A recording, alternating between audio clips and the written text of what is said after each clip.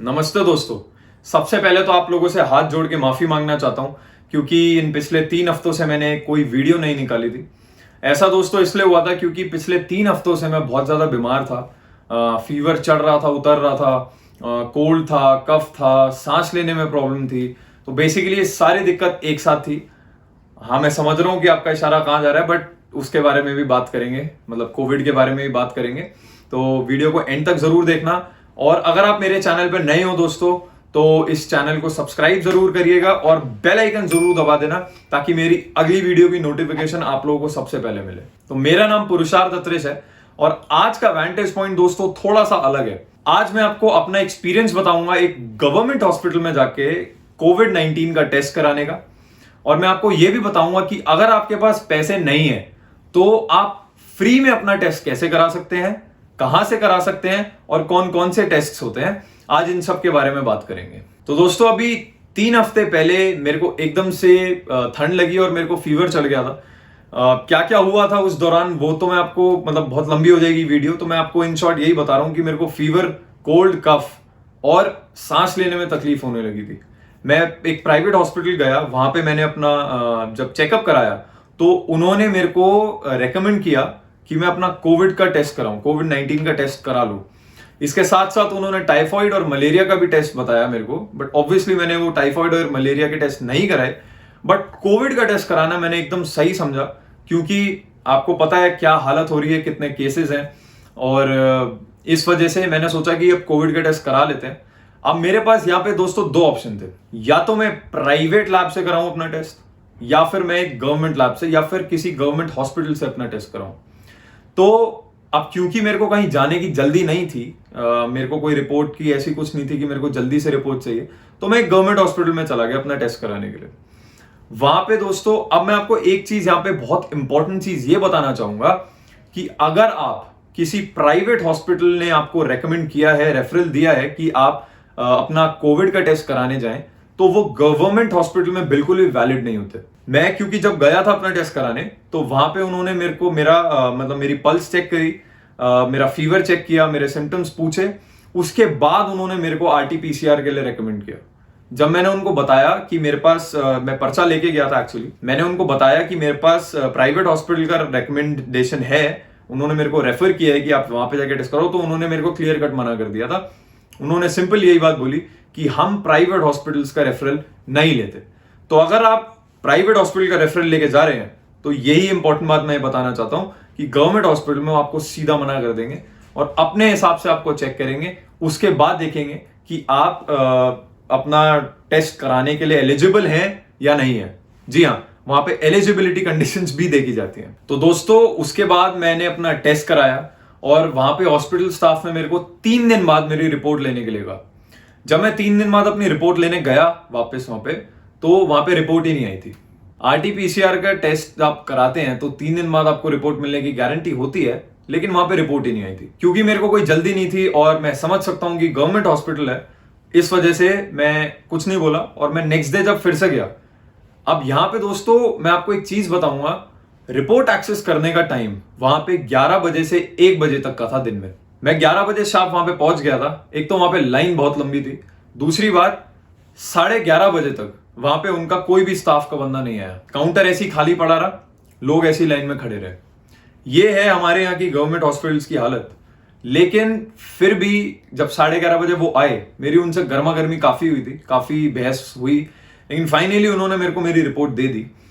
अब report negative थी या पॉजिटिव थी ये आपको मैं वीडियो के एंड में बताऊंगा। वैसे आप पता भी आपको लग चुका होगा, और लेकिन फिर भी मैं आपको वीडियो के एंड में बताऊंगा कि रिपोर्ट नेगेटिव आई मेरी या फिर पॉजिटिव आई। बकायदा अपनी रिपोर्ट आपको दिखाऊंगा।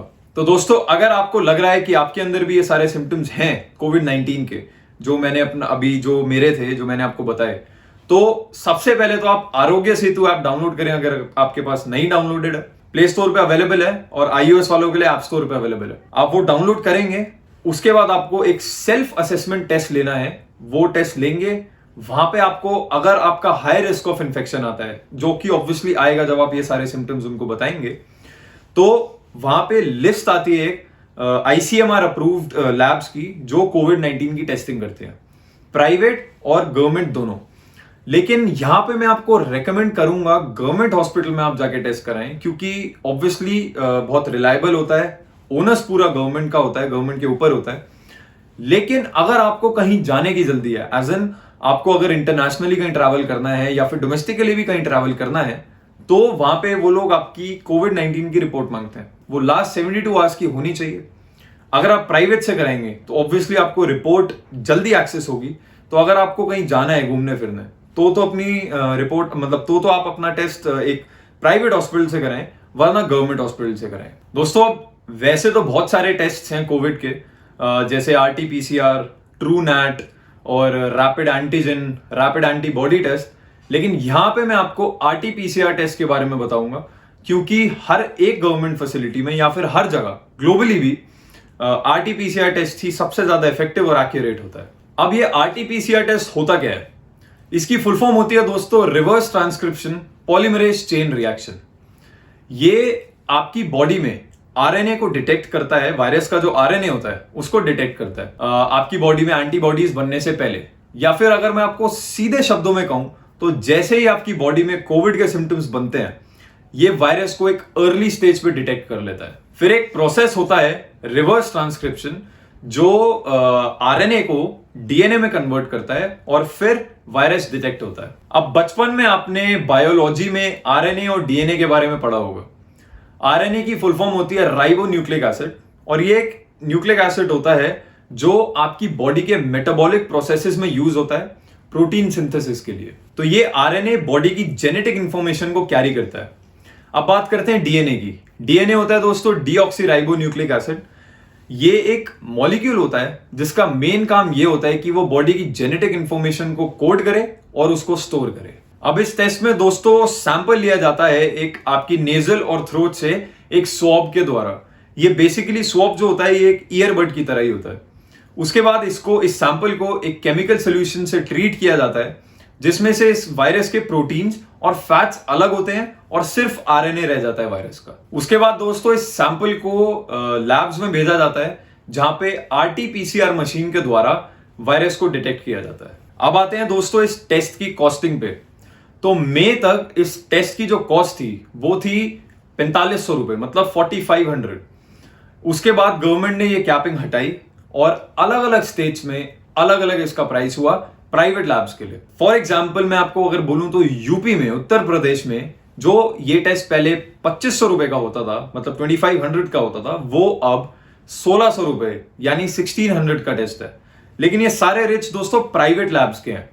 गवर्नमेंट हॉस्पिटल्स और गवर्नमेंट टेस्टिंग फैसिलिटीज में ये टेस्ट एकदम मुफ्त, एकदम फ्री है। दोस्तों अब मैं आपको बहुत ही इंपॉर्टेंट बातें बताने वाला हूं, जो कि हेल्थ मिनिस्ट्री ने अपनी ऑफिशियल वेबसाइट पे भी दिया हुआ है। मैं डिस्क्रिप्शन बॉक्स में उस हेल्थ मिनिस्ट्री की उस सर्कुलर का लिंक जरूर डाल दूंगा। लेकिन क्योंकि आपके पास इतना टाइम नहीं होगा, तो जो जो इंपॉर्टेंट बातें हैं अब मैं आपको वो बताऊंगा और समझाऊंगा। तो दोस्तों हेल्थ मिनिस्ट्री ने एक सर्कुलर जारी किया था जिसका टाइटल था कोविड-19 and tobacco use in India. अब मैं आपको ये तो नहीं बताऊंगा कि सिगरेट, पान मसाला और टबैको यूज करने से एनुअली कितने लोग मरते हैं, लेकिन मैं आपको ये जरूर बताऊंगा कि सिगरेट, पान मसाला और टबैको को कंज्यूम अगर आप करते हैं तो कोविड-19 आपको किस तरीके से अफेक्ट कर सकता है। तो दोस्तों टबैको यूज करने से और उसको कंज्यूम करने से 4 मेन नॉन कम्युनिकेबल डिजीजेस होते हैं। Cardiovascular disease, chronic lung disease, cancer, diabetes, ये सारी चीजें होती हैं। और अगर किसी को कोविड-19 है, सिम्टम्स के साथ साथ अगर उसकी रिपोर्ट पॉजिटिव आ गई, तो ये सारी चीजें बहुत ज्यादा एडवर्सली अफेक्ट कर सकती हैं उस आदमी को या उस औरत को, और वो ऑटोमेटिकली एक ज्यादा ही रिस्क फैक्टर के सर्कल में आ जाता है। तो दोस्तों जो केमिकल्स होते हैं टबैको में या फिर सिगरेट में, सिगरेट स्मोकिंग में, ये आपके इम्यून सिस्टम को, जो आपका इम्यून सेल्स होते हैं बेसिकली, उनको सप्रेस कर देता है और आपका लंग फंक्शन भी इंपेयर करता है। इससे क्या होता है, अगर आप ये सारी चीजें कंज्यूम करेंगे तो आपकी ऑब्वियसली इम्यूनिटी लेवल्स डाउन जाएंगे, इम्यूनिटी लेवल आपका कम हो जाएगा, इम्यूनिटी कम हो जाएगी बेसिकली। और इस बीमारी में इम्यून सिस्टम स्ट्रांग होना बहुत जरूरी है। ये सारी चीजें होती हैं टबैको यूज करने से। अब दोस्तों हेल्थ मिनिस्ट्री ने पोस्ट कोविड प्रोटोकॉल्स बताए हैं, अपनी साइट पे दिए हैं। अब मैं आपको जल्दी जल्दी वो बताऊंगा, और इसके साथ साथ मैं आपको कुछ घरेलू नुस्खे भी बताऊंगा जिससे आप अपनी इम्यूनिटी को इंप्रूव कर सकते हैं और इस कोविड-19 की महामारी से बच सकते हैं।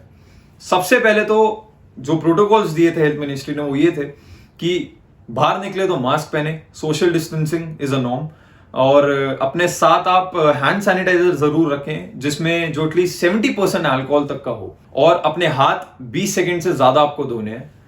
खांसते और छींकते वक्त आपको अपने मुंह पे या तो हाथ रखो या फिर हैंकी से अपना मुंह कवर करो। अब कुछ घरेलू नुस्खे मैं आपको बताऊंगा और ये मैं डिस्क्रिप्शन बॉक्स में भी डालूंगा दोस्तों, आप वहां से इसका स्क्रीनशॉट ले सकते हैं। सबसे पहले तो आप कम से कम 4 से 5 लीटर पानी रोज का पिए, और वो पानी गर्म होना चाहिए। गर्म एज इन निवाया गुनगुना पानी जो होता है वो होना चाहिए। एकदम ही गर्म मत पीना और एकदम ठंडा मत पीना। इसके साथ साथ दोस्तों एक बैलेंस डाइट खाइए और कोशिश करिए कि आप अपनी डाइट में प्रोटीन का कंटेंट जरा थोड़ा ऊपर कर दें। प्रोटीन की मात्रा आप ज्यादा करें उसमें। एडिक्वेट स्लीप और रेस्ट भी बहुत जरूरी है। पानी का मैंने आपको बताया ही था। इसके साथ साथ आप रोज सिंपल एक्सरसाइज जैसे मॉर्निंग या फिर इवनिंग वॉक करें जरूर। स्टार्टिंग में थोड़ा धीरे धीरे 5 मिनट, 10 मिनट, 15 मिनट ऐसे ऐसे करके आप अपनी पेस बढ़ाएं। ये सारी चीजें जरूर करिएगा और कोशिश करना कि आप योगा करें या फिर नॉर्मल ब्रीदिंग एक्सरसाइजेस जरूर करें जिससे आपकी लंग्स की कैपेसिटी इंक्रीज हो। अगर आपको कफ या फिर सोर थ्रोट होती है, गले में दर्द होता है, तो आप गर्म पानी से गागल करिए, उसमें थोड़ा सा नमक डाल के, आधा चम्मच नमक एक ग्लास में डाल के मिक्स करके और फिर उससे गागल्स करिए। इससे आपकी गले की खराश और आपका कफ जो है वो भी बाहर आएगा। स्टीम जरूर लीजिएगा अगर कफ ज्यादा होता है, ड्राई कफ होता है। और अब हेल्थ मिनिस्ट्री ने ये बोला कि इम्यूनिटी बूस्ट करने के लिए आप क्या चीजें कर सकते हैं। सबसे पहले तो उन्होंने ये बोला था कि 1 से 3 ग्राम गिलोय का पाउडर जो होता है वो गर्म पानी में मिला के आप पीजिए अगले 15 दिनों के लिए, या कम से कम 15 या 20 दिन तक आप जरूर पीजिए। दूसरी बात, एक तुलसी 51 करके आती है, मैं क्या कहते हैं, आपको डिस्क्रिप्शन बॉक्स में उसका लिंक भी डाल दूंगा, आप कहां से खरीद सकते हैं सस्ते में।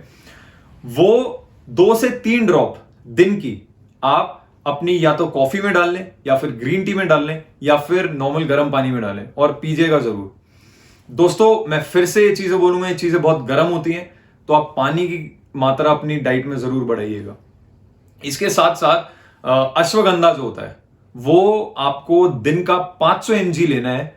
हिमालय का अश्वगंधा आता है, वो भी मैं लिंक में डाल दूंगा कि आप कहां से सस्ते में खरीद सकते हैं। अश्वगंधा की 1 से 2 गोलियां या फिर 2 गोलियां लीजिए, क्योंकि 250 mg की 1 गोली होती है, तो 2 गोलियां हो गई 500 mg की। ये भी अगले 15 दिनों तक आपको करना है। एक आपने जैसे सुबह ले ली और एक रात को सोने से पहले ले ली, इससे भी आपकी इम्यूनिटी अच्छी रहेगी।